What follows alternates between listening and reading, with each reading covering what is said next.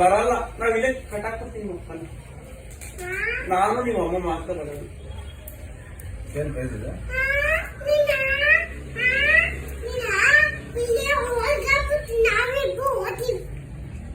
ಓದ್ತೀರ? ನಾನು ಫಸ್ಟ್ ಆತ ಹೇಳ್ತೀನಿ, ಆಮೇಲೆ ನಿಮ್ಮ ಅಪ್ಪ ಕಟ್ಟಾಕ್ಬಿಟ್ಟು ಬೀಗ ಹಾಕೊಂಡು ನಿನ್ನ ಅಲ್ಲೇ ಬಿಟ್ಟು ಹೋಗ್ಬಿಡ್ತೀನಿ. ಹೆಂಗ್ ಬರ್ತೀಯಾ?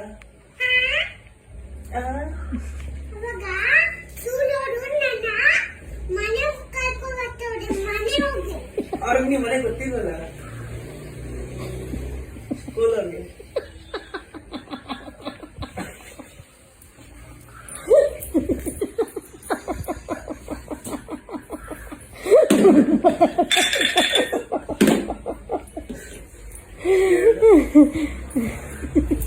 ಏನು